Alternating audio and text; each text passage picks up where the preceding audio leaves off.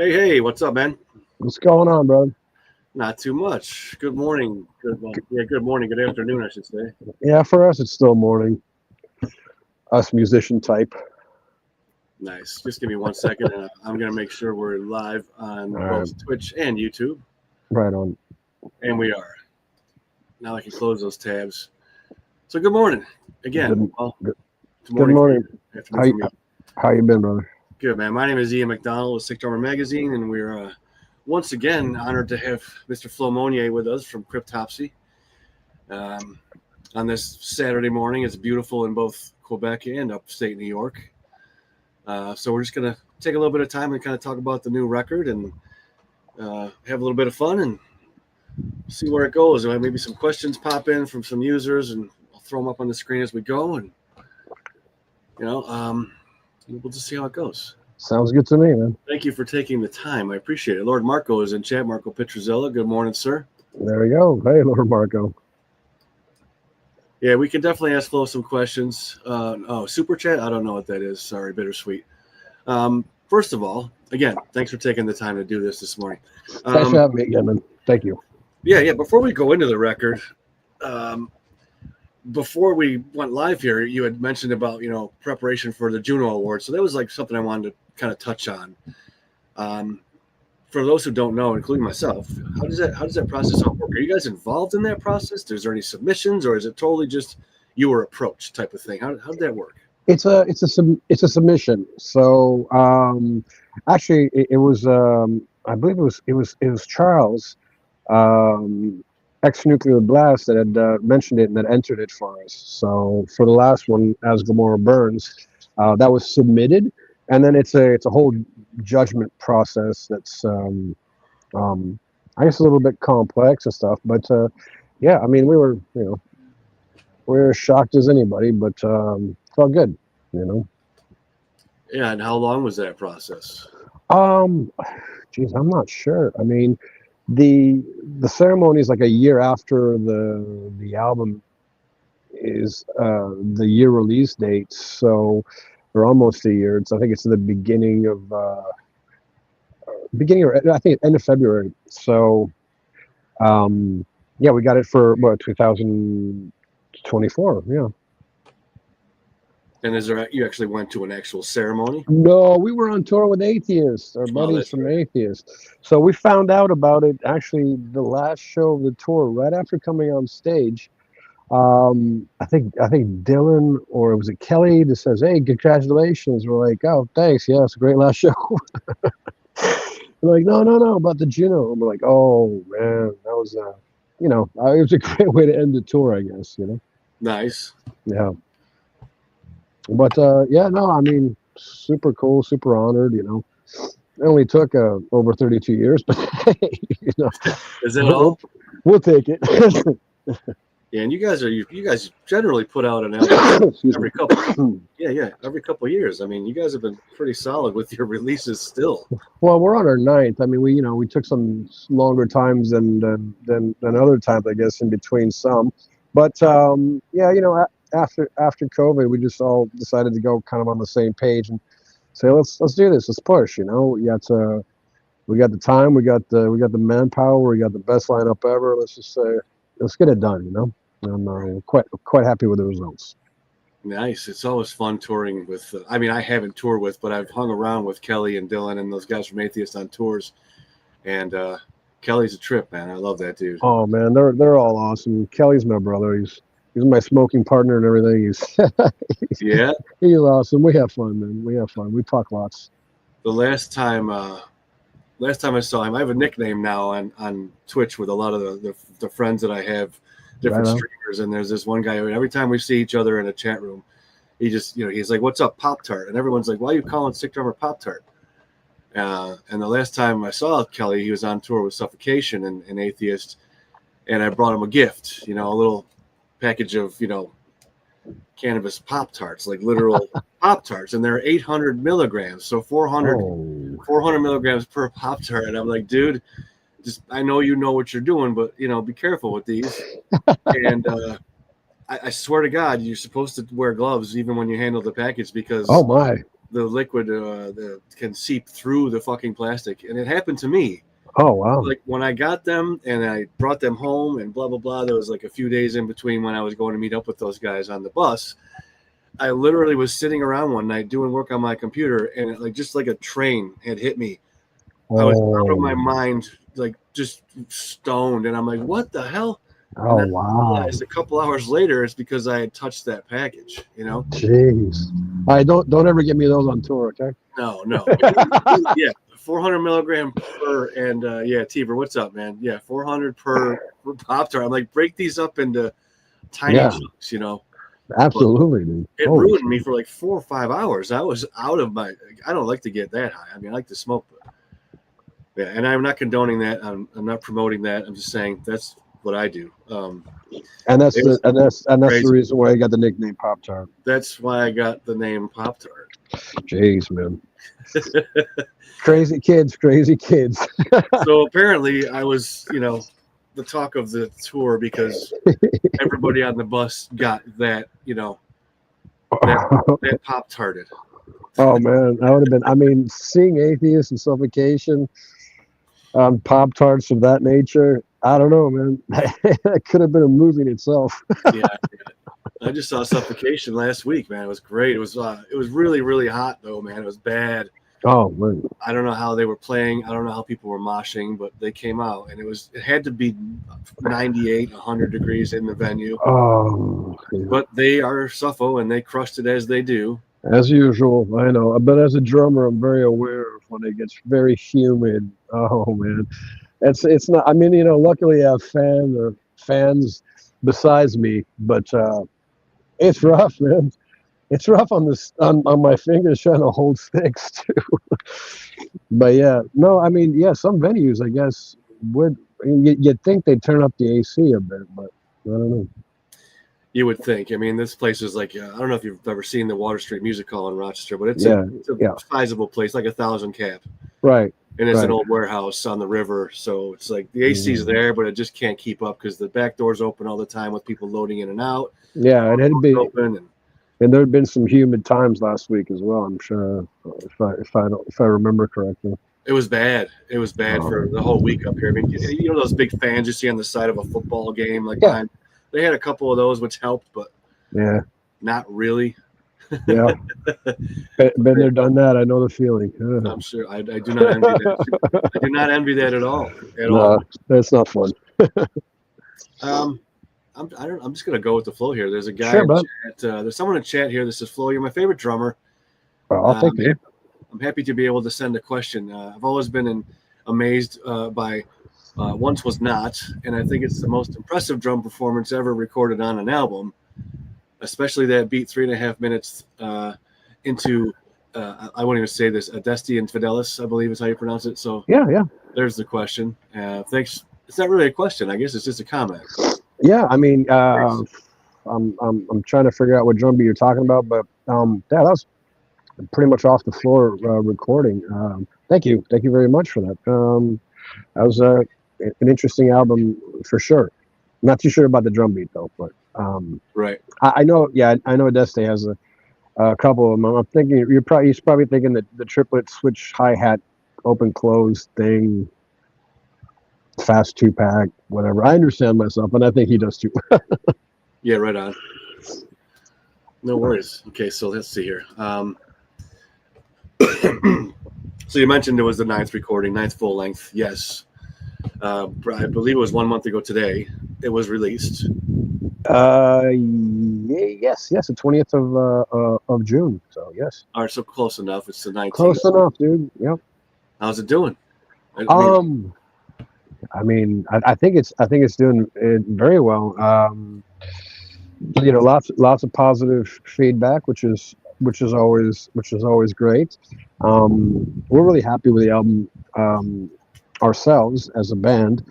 So yeah, I mean, so far so good. We put a lot of promotion into this. We did a lot of video type things for this, and Seasons of Mist just did an amazing job,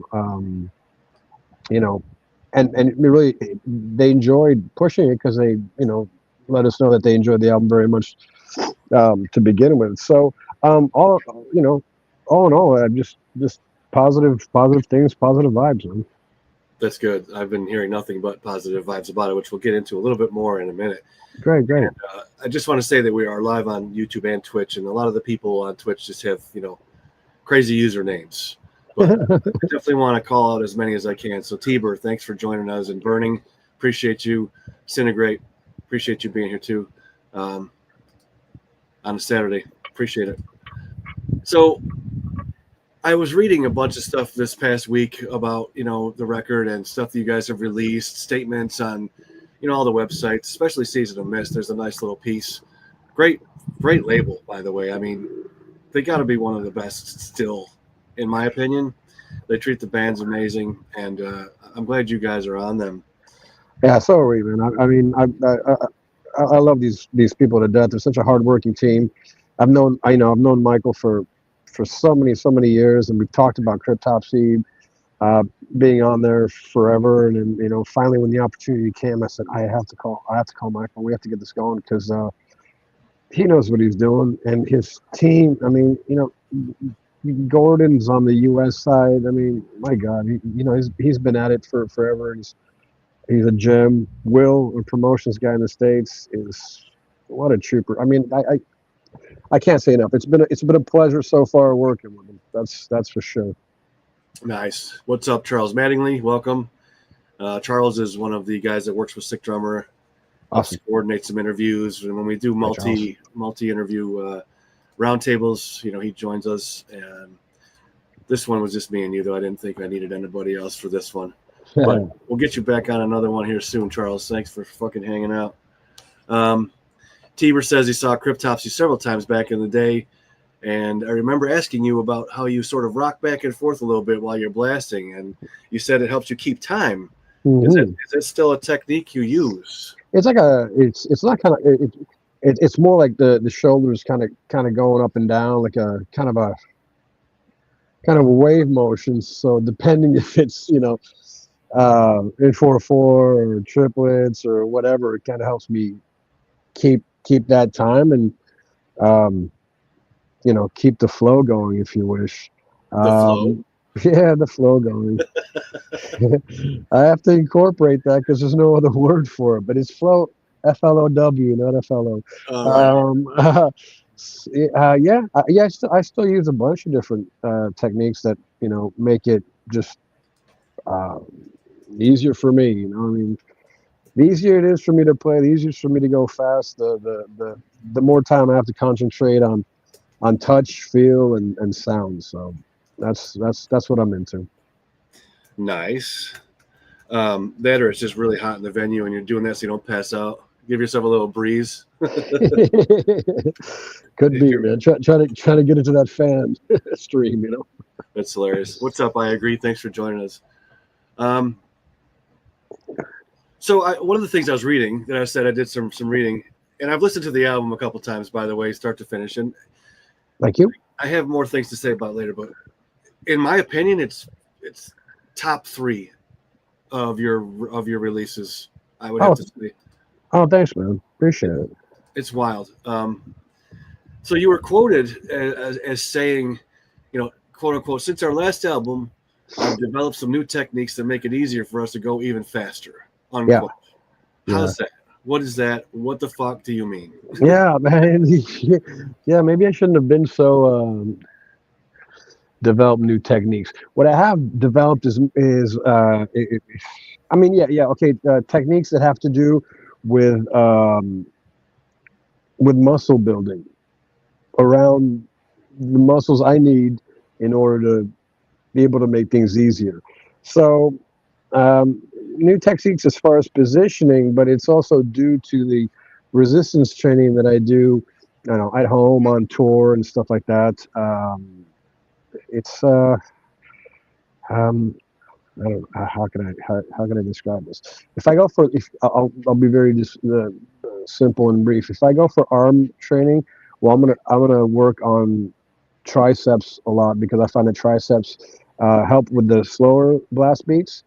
And then if I want to help out with the faster blast beats, I'll do some lateral pull downs, which I find help because I kind of like crunch my arms together and use the lats as kind of a backing for my upper arms in order for me to use rebound and fingers more.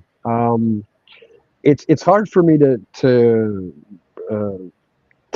to explain. It's more something that you have to feel and kind of see, you know. But it's made everything, especially my hands. My hands, you know, have never been so fast. So I'm very happy about that.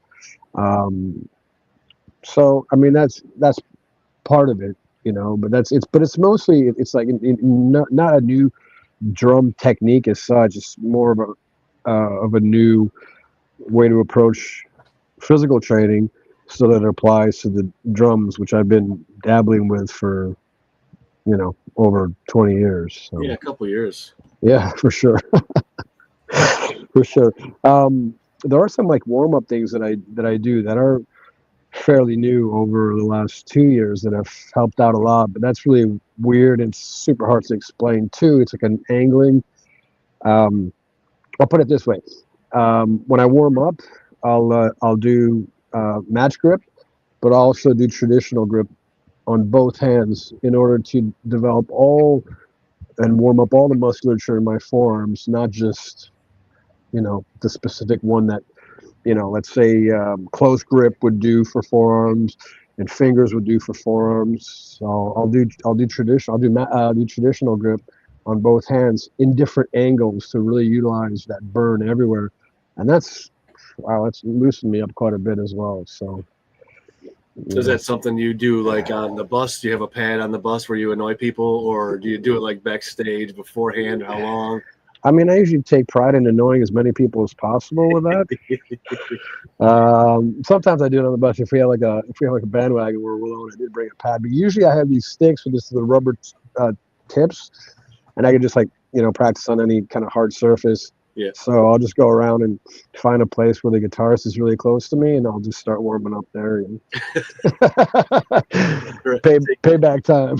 Yeah, take a bite of his sandwich. Yeah, exactly. You know. No, Braun Daler uses those a lot too on his knee. He said he just sits on the bus and hits his knee with those rubberized acorn covers. You know what I mean? Yeah, sure. And I do. You know, I do that too, and that's got no rebound, you know, whatsoever. So that's good for the forearms as well. But I try to find some kind of service so I can really. I go through the spectrum, you know. I go through really like just closed fingers on the stick just to warm up forearms to, like, you know, to both wrist and fingers, to just fingers, to a whole bunch of different grips. And I know when I'm in the zone or not when I hit that point. And then it's like, okay, so I'm warmed up, but then I realize, well, you know, I just blew my load because we still have 20 minutes till showtime or 30 minutes till showtime. So, but I'm always eager to pick up a pair of sticks and try to warm up and do that stuff. So nice. Yeah. So as far as the record, Insatiable Violence, like we said, it came out just about a month ago. It's your ninth studio record. One of the things I also was reading was Matt, your singer, had said, Insatiable Violence reflects our toxic relationship with social media. Yeah. What does he mean? There's a lot of stuff that he means by that. I mean, we started touching on it a little bit with Asgamora Burns, and it's just that you know, I think the way he looks at it, and the way most of us look at it, is it's like a necessary evil, and we're now always constantly checking social media, and you know, like to see what's up, to see who's following, who's not following. It's like, to some people, and I'm gonna try to retract myself because you know, I've been very, very blessed and fortunate to have had people respect and like what I do, like I do for tons of other people, but what I do for lots and lots of years. So I don't really mind that, you know, well, you know, I just got, you know, 7 likes and, you know, not 7,000. It doesn't bother me that much anymore. But to a lot of people in the world, unfortunately, that's what they base their worth on. And it's tragic. And there's so many, so the different songs dive into that, where people will do outrageously dangerous stuff to try to get views. And, a lot of them die in the process. And we become that kind of society where it's like, we have to be the most outrageous. We have to do, and it's not even talent based anymore. It's very shocking, and it's a necessary evil, like I said, because if you have a band and you're not on social media, then geez, not much you can do. It's a little bit of a missed opportunity. We talked about this, and I said this the last time when you were on a roundtable in October of 23. Yep. It's a little bit of a missed opportunity. Do you have to subscribe to it and bow to it? No. But if you're not doing it all, I believe there is a missed opportunity just for presence. You know what I mean? Absolutely. But to rely on it, like you said, as the be all end all or the measuring stick to measure up to, then it is pretty sad. It is sad, yeah. All right. Yeah. Matt goes into it a lot more than I do, because he's obviously had to think about it and write songs about it. But the songs touch on different elements of what people do for attention and for views, like the people that like overeat and film it, and people die from that, and that's what one of the songs is. It just the mukbanging, right? The Korean, those young Korean girls, and exactly. I read that about one of the lyrics in one of the tracks on the record. Yeah, exactly. And there's lots of stuff like that. There's the catfish aspect of it. It's just endless, and it's just all based around that nowadays. It's scary. It's scary if you're not aware. Did you take the Tide Pod challenge, Flo? Which one? Oh man, I should have. No, I didn't. I didn't. I did not. I don't. They look scrumptious though. I must admit. That's scary. That's scary that people actually did that. Oh man, it's just. I'd say selection. Natural selection or survival of the fittest. But that's what people have to. People have to worry about themselves more so than anybody else, and that's the problem with social media. Is you're always looking at other people going, "Oh well, you suck," or "Oh well, you're great," and I wish I was like that. No, why don't you just take care of yourself, man? Just like try to be the best that you can. Once you achieve that, which is impossible, but once you achieve a certain percentage that's above 60, you can pass, above 60. Then you're getting somewhere. You know what I mean? And then it's about appreciating, and then it's about being grateful. It's just be grateful for what you have, and if you don't have anything, just try to make it happen. Try to push yourself, not anybody else. It's you. It's all about you. It's not about anybody else. If you're not happy with yourself, how can you be happy with other people? It's a very good point, and that's the reason I believe, and not to get off on a crazy tangent, but I believe that's a reason why divorce rates are so high. Oh, absolutely. So we asked Jason Bittner if he ever did the Tide Pod challenge, and here's what he said. You? Yeah, he goes like this. I did. Is that what he said?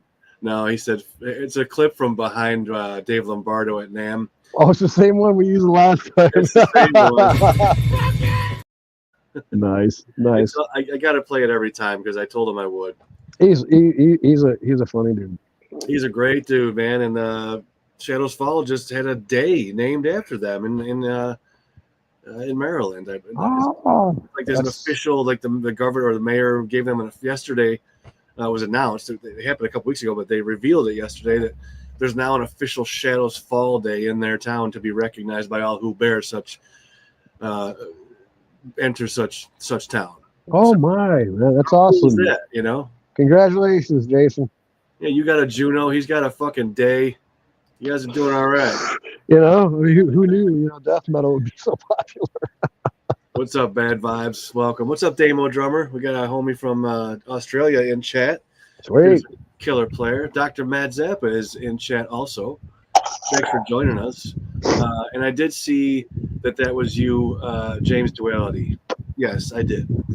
There's another question here from Matt Zappa. He's a drummer and educator. Amazing guy. What is your pre-show stretching routine on tour? And what do you do? Do you do yoga to keep your joints limber at all?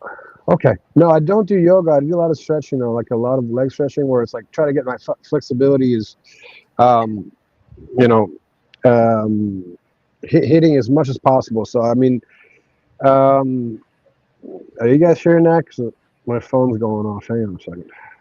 All right. No, we're good. All right, good, good. So yeah, leg stretches, arm stretches, forearm stretches. More so than anything, like wrist stretches. Um, but just to keep loose, and I do this a lot, like just kind of like wacky, like kind of like like shaking my wrists off, kind of thing, and again, just like the traditional grip kind of thing in like different positions, and I find that really loosens the forearms up for myself tremendously. I guess I'd have to release some kind of video Sure. showing all these things, but yeah, I definitely stretch a bit. I will never overstretch. That's why I don't like yoga too much, because I'm a firm believer that the muscles are kind of like elastics, and if they're overstretched, it's counterproductive. That makes sense in theory. Yeah, so I mean, I do stretches, but I mean, if I go over 15 seconds, I'm going a little bit too far in my opinion. Then again, I'm not an expert, I'm not a doctor, so Sure. don't listen to me. Just I know what works for me, and I know what works for my students. So we'll keep it at That's that. interesting. Now I'm thinking about it, because it is in theory sensible, but my only gripe against it would be a rubber band cannot replenish itself and its energy to stay strong and elastic, where Right. humans have protein and water and different things to replenish the muscles that they damage. Exactly. But that's an Exactly. interesting take on it, man. Yeah, I mean, I know that in like the UFC and stuff like that, when there's a lot of stretches, a lot of punishment, but then you have to keep very limber. I'm just thinking about that Jean-Claude Van Damme stretch all the time. It's got to affect the joints at one point, because if you're doing it too much, then again, if you're doing it too much and not recovering, not letting in, because that's what you want to do. You want to maintain in order to be as limber as possible, or even contortions and stuff like that.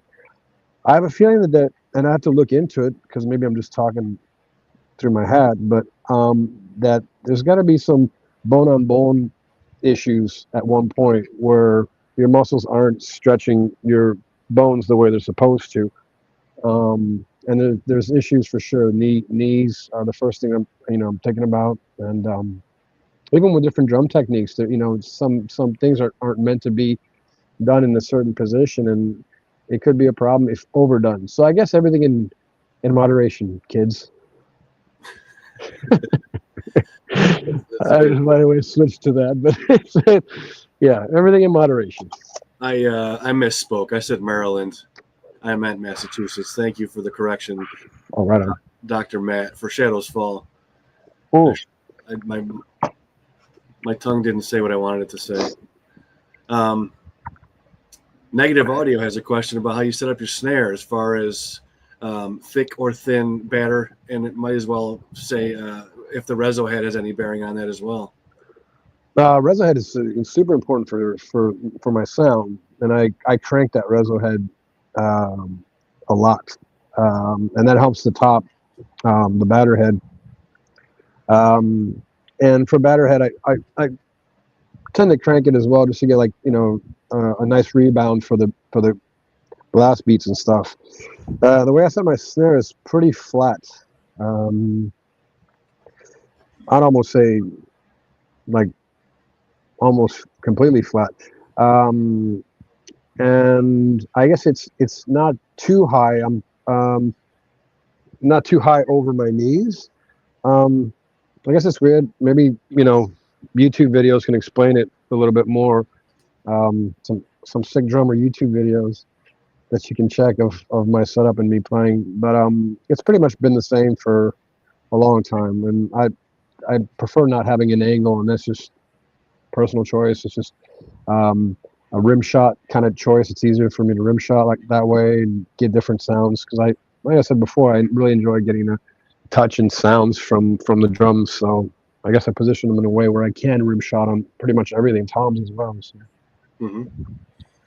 Yep. Here's a comment that's kind of funny, not a question. It's again from Matt Zappa.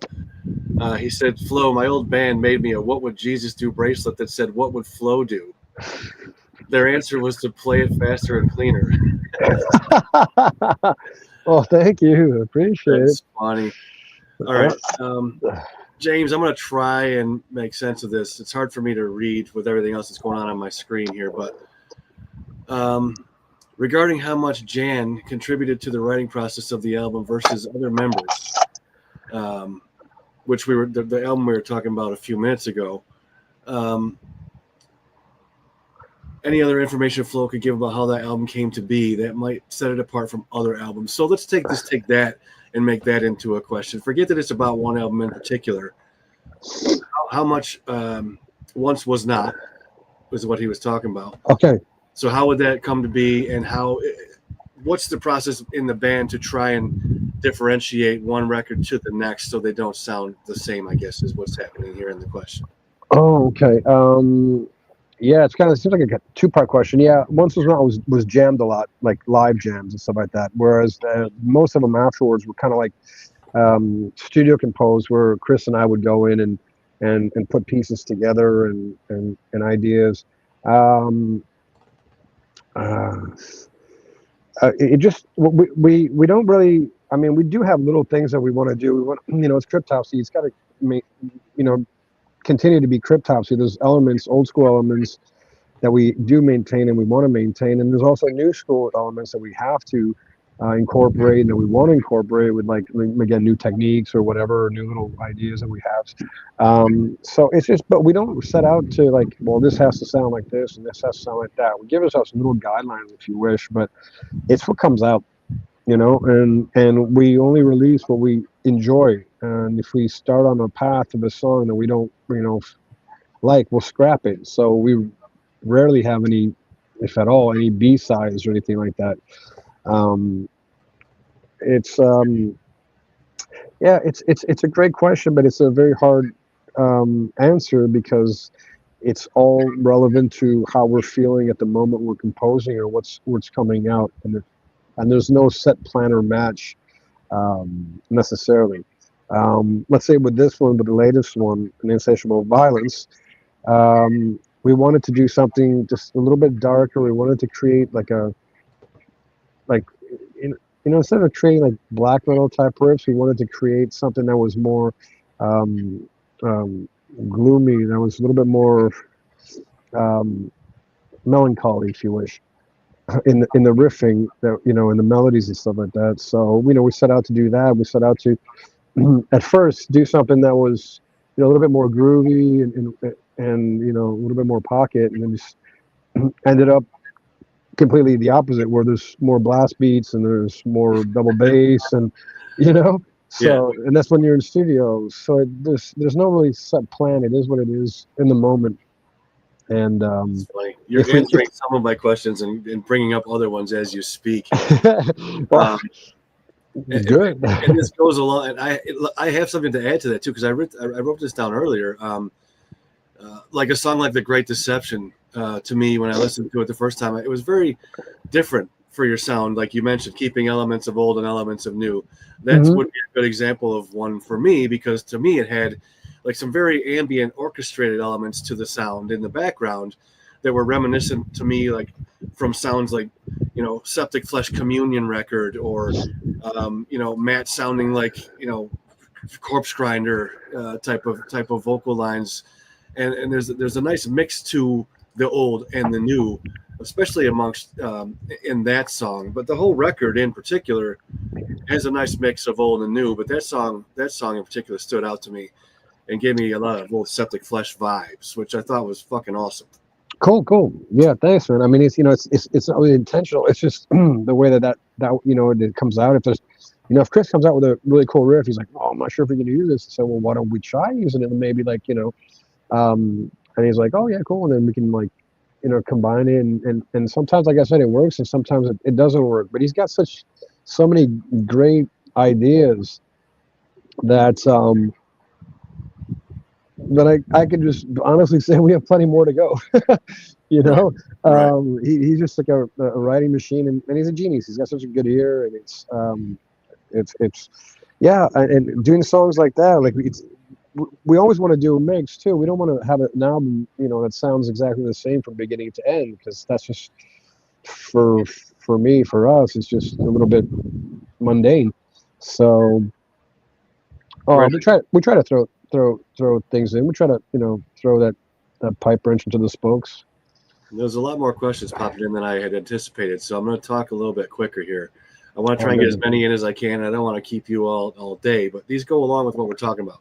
Right on. And the last thing I'll ask for James's question, and then I got to move on, James, was he was wondering for once was not how much in particular did Jan contribute to that record? Did Jan? Yeah, he said Jan Levasseur. Oh, John. Okay. John, I'm sorry. My eyes. No, it's all good. I need my readers, Flo. Yeah, I'm dude. You and me both. A little bit, if I'm not mistaken. See, the most was not. He did contribute actually a lot to it. He just, if I'm not mistaken, he did not. Did he record it? No, he didn't. No, he didn't record it. I think that was just Alex that recorded it. But yeah, in the past, before Chris came along, John, contributed most of the guitar riffs to the Cryptopsy albums. Nice. Okay, cool. Thank you. What's Sorry, up, I'm like lost in my catalog here. That's fine. I'm lost in all the questions I had. Maybe I should have had Charles come on. What's up, Let's View? Thanks for joining us. What's up, Soli? Nice to see you. I missed you last night. Nice to see you today. I might be on later.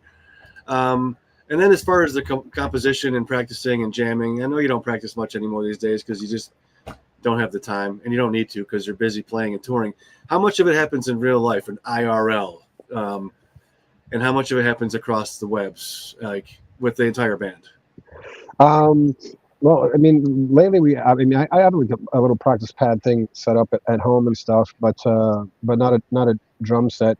And we do practice, before going on tour. Not extensively. I'd say like about let's go to 3 to 5 times.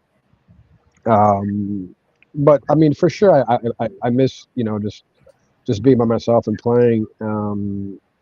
But right now it's just not in the cards. I'm not saying it's never going to be in the cards, but we do not practice as a band that much, or as much as we should. How's that? That's fair enough. All right. I just needed an excuse to say IRL. This is a question I know nothing about, and I hate to say that, but I'm honest. I don't. When someone goes, "Oh, did you hear the new record?" Go, "Yeah, man, loved it." Like, I'll never do that if I didn't really hear it, right? Right. So this is something that is new to me. This is again from Negative Audio. Then I'm going to move on to a couple other questions. What's the story about Billy Strings playing with you? Is that bullshit? No. I mean, he played on. We re-recorded like a medley that we did of Blasphemy Made Flesh. We've been playing it live for like a long time. We just decided on for Gomorrah that we'd record it just for the fun of it. Anyway, just said we'll have guest vocalists on it, and then when we were on tour, like 2 years ago, and Matt was saying that Billy Strings is a big fan of ours, and he's playing in the same town, and he had this speech that he recorded, and like, I'm a big Cryptopsy fan, and this is our like it's like on the social media now. I'll have to check it out. But and then he'd send us this like big thank you cake, and had his like PR guy or whatever come and buy tons of merch, and like, oh, this is super cool. So, because he's doing pretty good for himself, and he's a great player, great stuff. He's a talented dude. I mean, I've seen him play guitar in metal bands before. Yeah, exactly. I mean, and super. Yes, a sweetheart of a guy too, and so that when we did this Blasphemy Made Flesh medley, we decided to call it Blasphemy Made Fresh, and he does the guitar solo in one of the parts. So we collaborated for that, and we just released that recently as well. So good times, man. No shit. Yeah, that's really cool. Mm-hmm. It's really cool. Mm-hmm. Let me go back up to the top of my list. Did that. So for the new record, how long did it take you yourself to write the different drum parts for the song, and then how long did it take you to track them? Okay, so on this one it was a little bit weird. We basically composed most of the songs on the road, which is kind of a first for us. You know, we took all the equipment. Chris took all the equipment, and we were on a bandwagon. Tried to do it on a jumping bandwagon for a while. Wasn't the best thing. Then we went back on tour and had more days off on this other tour. So we did it in the hotel room. We'd force ourselves to check into the hotel, bring in the equipment, and write. You know, for like 2 to 5 hours every time we check in. So we wrote most of the songs on tour, and then Chris and I went back to the studio to kind of finalize the skeletons, and then I basically had. I mean, I'm getting ideas as we're writing these. Obviously, and it's not my first rodeo, so I can picture when something's going to be nice on this part or not nice on that part, or whatever. And that kind of changes in the studio too as we go along. But basically, 2 weeks to come out with kind of a rough drum part to the songs. And then this time, since we had nothing was booked, we actually really took our time and just like I did like, which is the first time I did it's like one song per day. So we wouldn't go past like 3 to 4 hours of tracking. But we'd sit on the parts. We'd analyze them and say, oh, okay, well, yeah, okay, no, well, we wanted a groove here, and then we end up with a blast beat, and then we wanted a groove here as we were composing it, but we'll just throw a blast beat in there anyways. So like I told you before, like we were going to make this really groovy album, but it came out to be a really brutal Cryptopsy album, because of like just deciding stuff in studio. You know? Mm-hmm. I'm glad you did. Yeah, and I mean a lot of the fills that I do are like kind of like planned out ahead, but there's a lot of in moment kind of improv stuff that I love to do in studio and that have been coming out really, really nice for me. So so it's kind of a mixed bag of like trying to fix something and like and then doing improv and trying to nail that.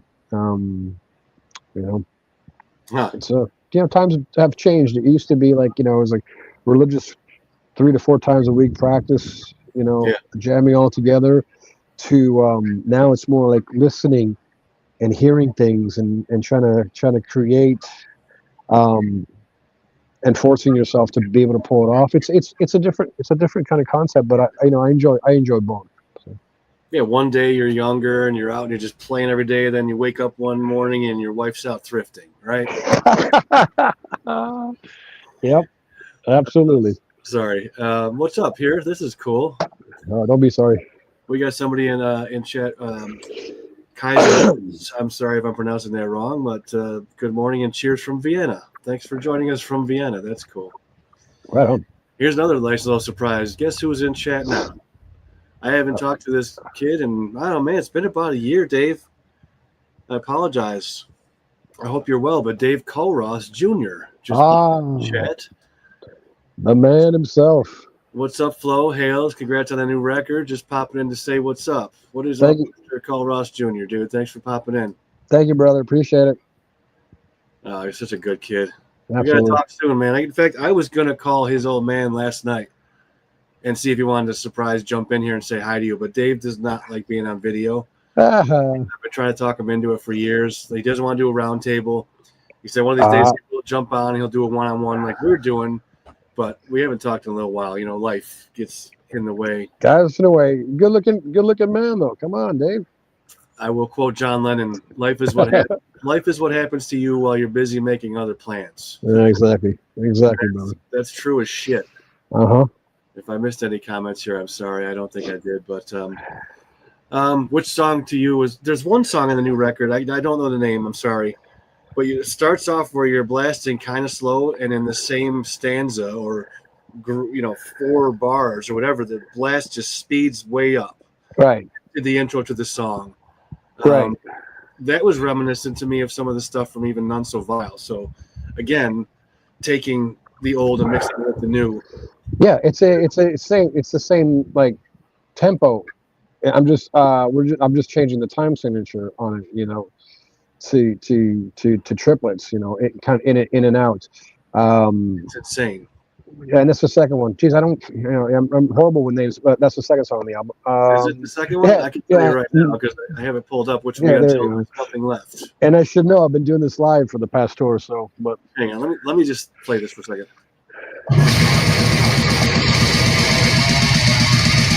Can you hear that? Yep. All right, hang on. I don't think that's the one. Until There's Nothing Left. That's number 2, isn't it? Is it Until There's Nothing Left? No, I'm not gonna go. There's another one that's weird in the beginning. Oh, okay. Well, it was coming up to change though. Okay. My bad. No, sorry. Yeah. I was about to say something else about Koros, and I totally spaced. Oh, it's weird that he popped in here right now, and I'm talking to you, and we're talking about None So Vile because when I was 19, I used to hang out with Dave's dad right here, Mr. Koros, all the time. And I was at his house one day, and we were doing things we shouldn't do. And he's the first one that ever played Cryptopsy for me on his record player in his living room. Sweet. And it was the None So Vile record. Sweet. So that's where I heard you for the first time in Cole Ross's house, and here's his son popping in on this interview. That is pretty fucked up, man. Small world, brother. It is a small world. Yeah. Cully, give me a call sometime soon. We got to catch up, man. Have you did anything different this time? I know you guys have worked with, and I had a question about Christian Donaldson.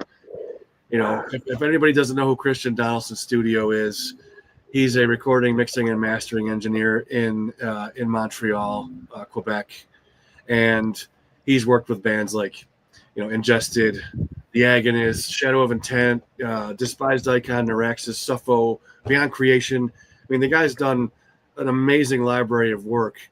Even going back to that old Despised stuff and Neuraxis stuff. Yeah. What's great about his work is that you can't paint a picture and put it on all of his releases. Like, they all sound different from one to another band. They don't have like any similarities in sound or production from one to the next, which is hard to accomplish. It's like a band like you guys putting out different records that don't sound like the record before. You know what I mean? And then songs within that record sound different from song to song. Right. There's a band where a song to song sound basically the same on each release, right? Right. So has he done all 9, or have you worked with? I know he's done a bunch of them. I just don't know how many. He's done the last 4. He's done the last 4, I believe. The last 4. And then the two tomes. Sorry, the 2 EPs.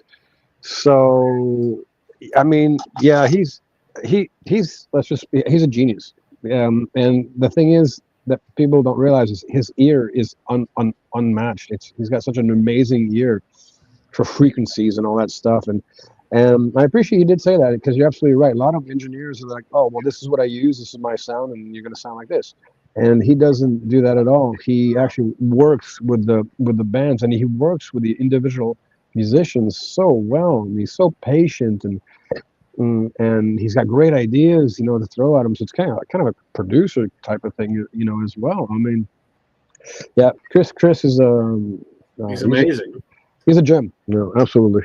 Now, are you involved inside the studio about any of the techniques, or were there on this record? Like, you'll see, different mic placements, or, different tunnel setups on kick drums, or using a kick pad. Or was there anything different you did on this record versus previous recordings? I let him take care of that. He's always developing new ideas, with new microphones, and his tuning. I don't even tune my drums live anymore because his ear is so amazing, and he has fun doing it. So I let him tune my drums, and my drums have never sounded so good. So no, I just dude. Yeah, well, and there's Red. I haven't worked with Red in a long time, but I'm working with him now. We'll talk about that in a little bit, I guess. But yeah, Chris is. I let him go. He that's what he loves. That's what he's always loved, is sound engineering and obviously playing guitar and stuff. So I let him go. And he makes it sound good, which is great. I wanted to go back for a second when we were talking about the different lat pull downs and things you do in the gym. That kind of thing, and how you're taking care of your body to move better and flow with a W better. Does any of that come from your relationship with your old friend? And I don't know if he's a friend anymore, and I don't want to. Frank, do you still talk to Frank? I do talk to Frank. Yeah. I don't know if we've people know talked who Frank is, but Frank Keynes is another drummer, and he was also a kinesthesiologist for like Cirque du Soleil, right? Exactly. So he knows his shit as far as the human anatomy and muscle groups are concerned. And I'm wondering if any of that stuff came from him, or if that's just stuff you do now and you don't talk to him anymore. Where'd that come from? I mean, it just came. It originally came. I've always been interested in like working out, and I've always like worked out kind of on and off throughout my life since I was, I think, 12 years old or something. Probably even younger. The water buckets at my grandparents' house in France. But talking to Frank was super cool, and we didn't really dive too deep into the musculature aspect of it, because we did I did give him lessons and stuff like that, and we did talk on the side other than the lessons and all that stuff.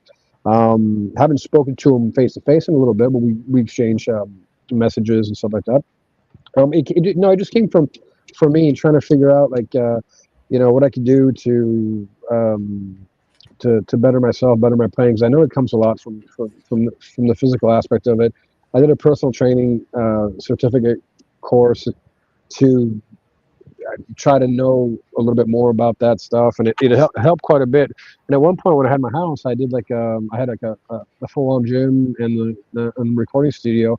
And I'd just go, from like upstairs to downstairs, and try different things out, and Nice. see what worked and what didn't work. So that helped a lot too. But I've, at my old age, I find stuff that that works better than others, and try to push that. And sometimes I'll just come up with something that I'd forgotten about or that I hadn't done. It's always an ongoing thing. As a musician, you're always trying to find different things to make things easier, better, more concentrated. I mean, it's always been like a kind of a search of mine that I enjoy doing as well, because I mean, keeping fit's always fun as well, So, yeah, well, bodies in motion tend to want to stay in motion, and bodies at rest want to stay at rest. I mean, it just makes sense, physiologically. Sure. So thank you for that backwards tangent. So we were talking about production and studios and Donaldson. How much work do you do on pre-production before you actually get in the studio? And I know you guys, pump out a record every 2-3 years. You have been, but how much this time did you put into pre-production and before you went in to track with Donaldson? Not much, to be honest with you. We just 10 minutes. Yeah, but we just fly off the edge, I guess. Not much. I mean, we just knew what we wanted to do. We knew we had to book it. We knew we had the time for it. And at one point, it's like there's deadlines. Record companies have deadlines and stuff. So it's just about giving yourself a big kick in the ass. That's your pre-production.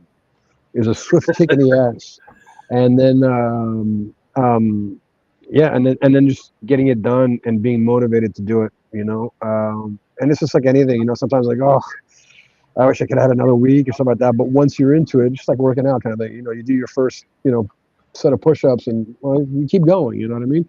Yeah. So that's what happened in studio. That's what happened this time around. We just had deadlines that we absolutely wanted to meet, and we pushed ourselves, everybody, to get it done in time. Nice. Yeah. We got some more people showing up here. Thank you for joining MG Blast. Thank you very much. Jason Tober, welcome. Great interview. Looking forward to the new Cryptopsy and Arise from Worms release. Still slaying the game and innovating over the years. That is correct. Thank you. Let's take a real quick 15-second break here and hear from Evans. The most technically advanced drummers in the world require the most technologically advanced drumheads. Bit of a no-brainer when you think about it. In any case, we're more than happy to oblige. All right. Which song was the most difficult for you on the record? Oh my. If there was one that was more difficult than others, I mean, you probably, I don't know. That's a tough one. I don't know. They since I had a little bit more time to do it like per day, it all kind of. And there's always the one I don't really remember which one it was, but I mean, there's always the one that you think is going to be the easiest, but gives you the hardest time. That's usually the way I've experienced studio. Is like you're like, oh yeah, we'll keep this one off till a little bit later because that's an easy one to do, or let's just do this first because it's easy to do, and then it always ends up being the hardest. I think it's a mental thing, but they were all pretty cool to do, and I don't think this one had one in particular that was harder than the others. It's just right on. I mean, the songs all range from about 326 in length to 552. And how much of that got chopped out? Did they all stay the same pretty much in structure from the beginning? Or does Christian say, hey, let's take 30 seconds out of this one, or let's add 30 seconds into this one? Does he get involved in that aspect? Yeah, I mean, we both do. But on this one, he was more of the one that kind of said, well, this riff sounds a little bit too, since we wrote it all like pretty much on tour and stuff like that, divided into 2 tours, he found that maybe, this riff sounds a little bit too much like this one. So he did cut some stuff out. I know that at one part he added another riff, and it didn't change, my thing at all. So it just worked out that way. But yeah, it happened on this one where, parts were cut out. But I would say maybe tops 3 different parts, maybe. So is he one of those engineers that'll sit there and actually pull out a guitar or a bass and like suggest bridges or anything like that, or no? Yeah, with the guitars, yeah. Yeah. With guitars, yeah. That's cool. I've worked with some guys like that, and they come up, there's a guy up here in Lockport, New York. His name's Doug White from Watchman Studios, who's done a lot of stuff with like Eric Burke and Lethargy before, like Sulaco, and those guys split up and went on to become Mastodon and Today's the Day and other bands. And he's a legend. The guy hasn't missed a day of work in like 30 years. Unreal, yeah. And he'll sit in there, and I've recorded with him like 3 times, and he'll just pull out a guitar and be like, try this. And it fucking works every time he suggests something. Oh, it's amazing, yeah. It's cool to have a guy like that, like Dave Otero, same thing, you know what I mean? Yeah, they have an ear for it, you know what I mean? And Chris does have an ear for it. He's an ear for the drums, too. He'll suggest parts for drums. He'll suggest parts for bass. He'll tell Matt how to phrase his lyrics that are written down and stuff. And, he'll read them with Matt, and he'll feel like, well, on this riff, it would fit on this time signature kind of thing. I mean, he's definitely hands-on. And like I said, he's a genius. So, Matt, we listen to what he has to suggest. If it works, it works, and it usually does. So, yeah, you're right. Nice. What's up, Alex? Thanks for joining us, man. Is that Alex Post? Hi, Alex. Alex Piper. Oh, is it? Well, no, not hi then. Forget it. No, I'm joking. Hi. Get out of here, man. Yeah. Okay, I only have a couple more questions, but I am going to play a song. Okay. I pulled a song off Season of Mist this morning. Okay. Video. This is my favorite on the track, and just happens to be the first track, the opening track. Okay. It's called Nimbus Adoration. So I have a couple questions for that after we play. Right on. I'm just going to make a quick note here. And we are about to hit play on this, and it's about 4 minutes and 48. Let's see. It's 4:10. Is it the lyric video? No, it's just a straight up static Season of Mist. Oh, okay. All right. I tried a couple other ones, but they weren't working out too well for me this morning. Sure thing, dude. So, again, this is my favorite song on the record. We'll be back in 4 minutes and 10 seconds. Nimbus Adoration from the new Cryptopsy record. I hope you guys enjoyed this. If you haven't heard it, if you had, too bad.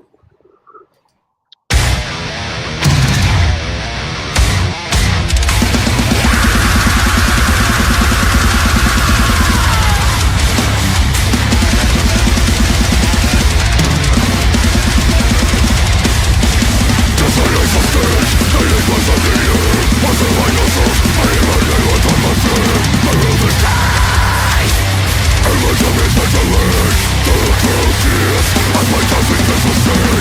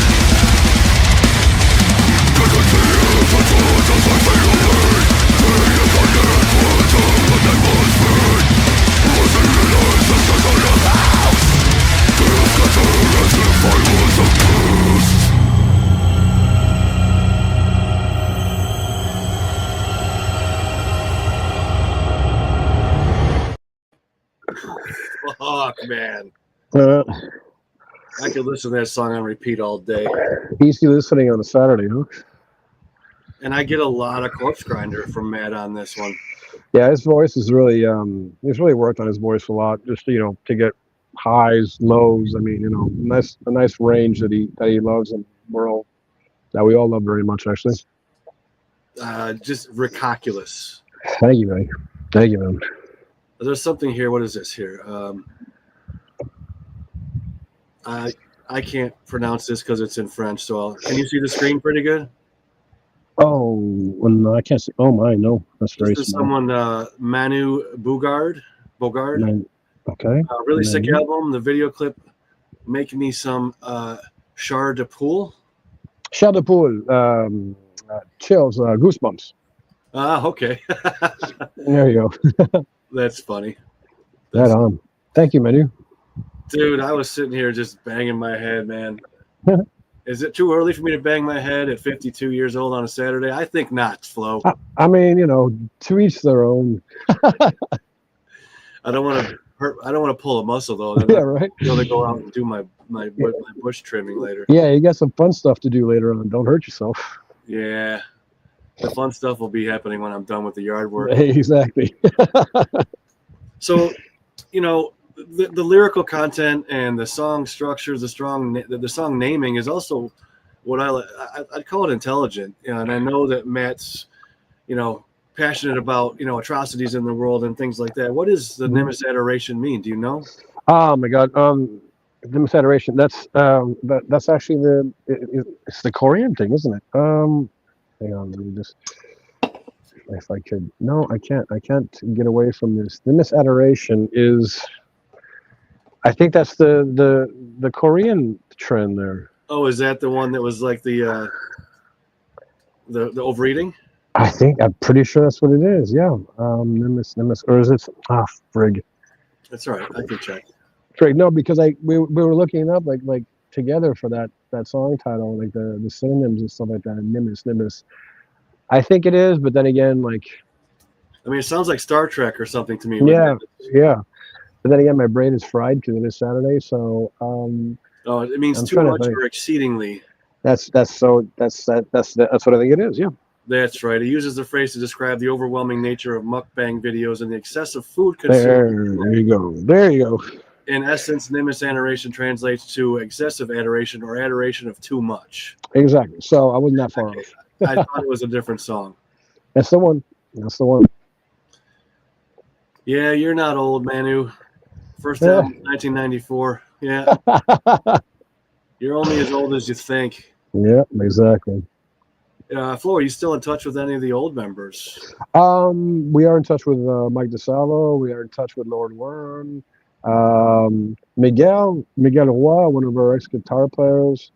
One of our ex-members, Martin Lacroix, we have his artwork as the cover. Yeah. He passed away last year. Rest in peace. Sorry about that. Yeah. No. Well, thank you. So yeah, we wanted to pay him a little tribute, as little as we could. Great guy. What a gem. But yeah, we are in touch with a few of the old members. Absolutely. All right on. Here's somebody named B1. Just can't wait to see you in Spokane, Washington in October. Sweet. Nice. So another question I had about the tracks themselves. Track number 1 being Nimbus Adoration. Was it first on the record?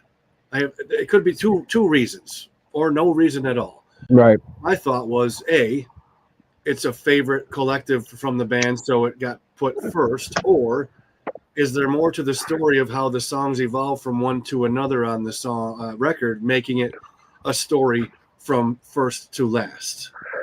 That's a good question. I think we might want to piece them with sometimes tonality, sometimes intros, outros. I don't think it has to do with the lyrical content, not on this one. So I think it was just more of a musical thing, and I think that Chris had a lot to do with that. I think we had a structure as a band to begin with, and then a few of them got flipped around. because I found that some of them were just a little bit too like close together, but we wanted to kind of also do kind of a power thing at the beginning and then let it go a little bit more loopy. So yeah, there's different reasons for it, but tonality has a lot to do with it as well. Okay. Well, earlier you mentioned Reg, and Yes. you're going to be working together again. Yes.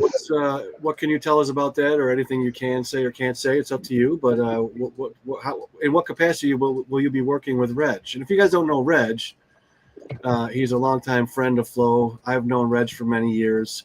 He's a drum wizard. He builds. He used to. I don't know if he still does, but he used to build a lot of your kits, and used to work for Pearl Drums for many, many, many years, and he's since gone. So what can you tell us about you and Reg? Like drum tech extraordinaire. Still builds a lot of different stuff. Absolutely. Reg, like you said, has been a long time friend. One of my best friends, best and only friends. No. So I mean, this was like a decision. My decision wasn't necessarily influenced by Reg, but he he's working for a cymbal company called Anatolian, which is an old cymbal company, a Turkish handmade, beautiful cymbals company, and with and other drum companies and skin companies as well.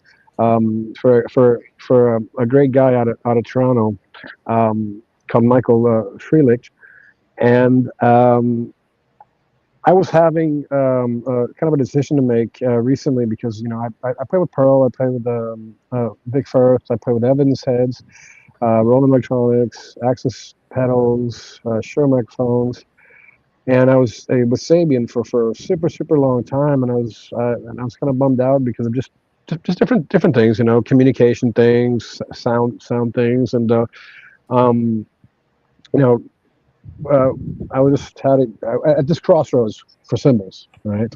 I wanted to find a company that had amazing cymbals, that had a range of different sounds, because I like to experiment with different sounds, and came across this company through Reg's mention, I just started checking different stuff out, and just found that the product fit what Cryptopsy is doing. It changes the different songs and whatever, and some of it's a little bit more jazz, some of it's a little bit more heavy. And they have a huge range of products. So I decided to go for it. So I'm going to be playing with Anatolian. Like I said, Turkish company, handmade cymbals, super durable, cost effective. I mean, if people want to know more about it, just private message me or whatever. But I'm very happy to be doing this, and especially with a good buddy of mine. And I mean, it's and not to shit on anybody. Sabian are great cymbals. There was something lacking recently with all that's going on in the world, and I just thought it was time to do it. And Michael and Reg are excellent people, and I think it'll be in good hands. There's be lots of stuff coming up. The dynamic duo back together again. Right. Batman and Robin, or Robin and Batman. I don't even know. Let's not even put labels. That's hilarious. Well, after the interview, like we always do, you can send me a list of anything you want put in the description as far as endorsements. And if you don't want to put, because is anybody else? Is this the first time you've announced this anywhere? This is yeah, buddy. I mean, I had to do it with you because you're my bro, and yeah, absolutely. It's the first time I announced this, and I'm looking forward, folks. Exclusive. Looking forward to this, Nice, man. Yeah. Well, good luck with it, man. Like I said. Thank you, dude. Thank you. So, you're up next month with Decapitated. That was in Europe last month. Now, I get this. This is really cool. Start of I guess mid-September, we're going on with our old buddies NILE across the states. Oh, dude, what am I talking about? I'm going to see you coming. Dude, you're coming to Rochester. Yes, I am. I don't know why I said fucking next month. My bad. Oh, it's all good, dude. It's coming. I'm super stoked because, I mean, it's been so long since we toured with NILE, and this is one of our first tours in the States was with NILE. So, got that on my calendar. It's gonna be fun. Fun in the sun in the States. When is that? I thought I had it on my calendar. I think it starts the 12th of September. Yeah, I'm looking for the Rochester. Oh, there it is. The 21st, you'll be in Rochester. Right on. Aha. So that means I get to hang out with you and George. That's right. In the same room, which is. I guess we'll have to do something, right? We're gonna have to go get some food. Sounds good to me. I took George and John Goss, who's a drum tech for Judas Priest, years ago. He was teching for NILE as a fill-in when he was not doing stuff with Priest. Right. He's from Buffalo, so he knows chicken wings real well. And I took George and John Goss for some wings at this place here in town that are what I think are the best around. And I got the thumbs up from John Goss. He's like, "Yeah, these are fucking." We'll have to do that because I'm a chicken wing guy. Good. It was the first time I ever saw George eat. Actually, all he does is jam and smoke. And when we had the drum camp back in 2012, he was sick, but he felt better a couple of days into the camp, and I didn't see him eat. And I always asked everybody else with George, "Did you ever see him eat on tour?" They're like, "No, not really. Like he just doesn't eat." You can't fatten up those legs, man. You won't be able to swivel anymore. You know. He devoured those wings, though. I tell you what. Awesome. There's some new people here. Svinzavedet. I don't know how to pronounce that, but welcome and thank you for joining us. NILE and Cryptopsy is going to be sick. Should be cool. Hey, what's up? Cheese Masters also joined us. Welcome. You can't resist the wings. No, you can't resist it. So no, you said it. You can't take it back now. No. So real quick, and we'll wrap up. Just tell me a little bit about what you do getting ready for a nationwide tour. I know it's international for you because you're in Quebec, but it's pretty much just across the border. So you're not like going overseas, right? On this run. Right. So right. For a domestic run, how do you prepare for a tour? Do you change your exercise routines, diet, warm-ups? Do you have a playlist that you like to listen to on the bus? And what of your own personal? Will you be bringing your own kit on this run? And if you aren't, if it's a backline, what would you bring? Just cymbals, pedals. If it's a backline, and just we'll just give me a little bit of a download on that all. Okay, so we'll start with that since it's like freshly said. I think we might be flying in for a bus share. But let's see, we're not sure about that yet. So, so it'll be a rental. It'll be a Pearl, obviously. 8, 10, 12, 14, 16 toms, 14 snare. I might do, I always say I might do 2 bass drums, but then I always go back to just doing one. I've been doing 20 by 16 or by 18 on the last run, and it worked out really cool because there's a heel toe stuff and whatever and rebound. So, be renting that probably, and then bringing cymbals and pedals, sticks, all that stuff. And as far as what I do, we do practice before we get ready. We just set down and going. It's we're in ears, so we got like kind of a like a plan set. Might change up a couple times. Let's see. And I get in shape. I try to maintain shape throughout this summer, and doing odd things here and there. But and then it's just like packing, and it's just trying to remember everything. And as a drummer, you have a lot of things that you have to remember first of all. But when you're going on tour for so long, I'll probably overpack as usual and just end up wearing the same clothes like 10 days in a row. No. I don't know, dude. It's like a checklist kind of thing, And then and then you have to do, have to prepare yourself mentally to be away from the family for a bit, which is tough. It is. That's the toughest part of touring, for me, anyways. So yeah, we'll do the usual, and then we'll just try to have as much fun as possible, with the bands that we're playing with and the fans that come out because they deserve to have a good time, and that's the whole point of it. So if there's something that, as far as food on a bus, like, is there something that you bring with you each time that you got to have as a go-to snack, and if you forget it, you're just pissed? You know what? The Walmarts in the States have everything you need. So we usually try to stock up at a Walmart in the States. But just usual stuff like, vitamins and protein and, we try to, stock up on those. There's like, I don't know if you guys have Equate in the States. Yeah.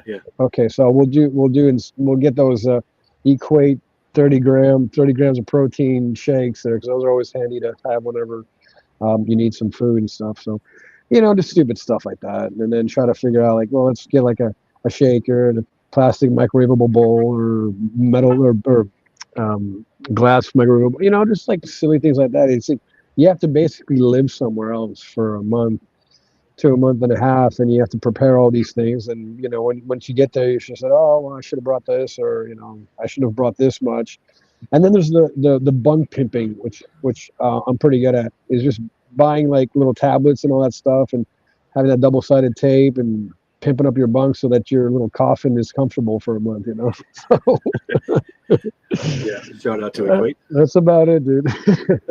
That's a lot. It's a lot, and I'm missing out on a lot of stuff too. So. Hey, what's up, Lynn Loves Metal? Thanks for joining us. Yeah, cool, man. I think I'm good. I don't have any other questions for you. And if you have anything else you want to throw at me about anything you got going on, feel free. But other than that, we can just kind of wrap it up.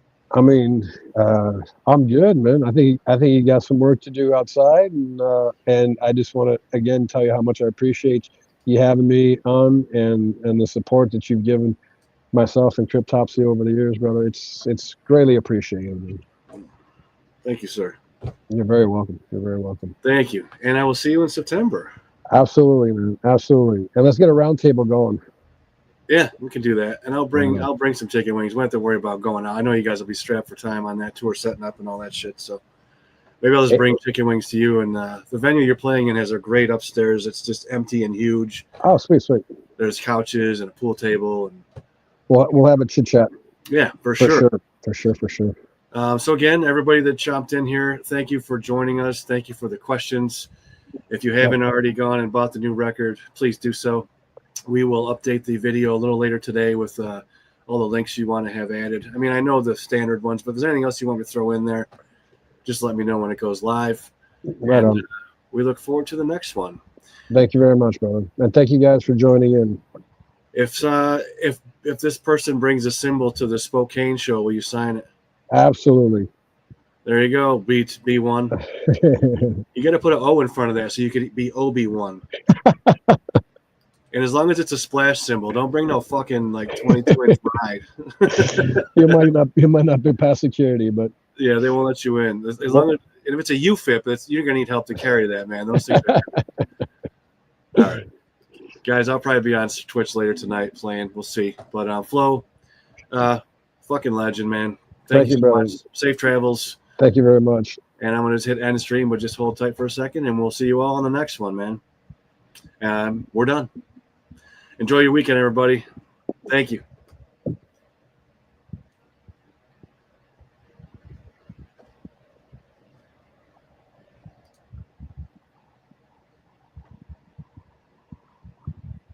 I think it's not ending for some reason. Oh, here we go. It's a freeze frame. No, it doesn't want to let you go. All right, we'll see you all later.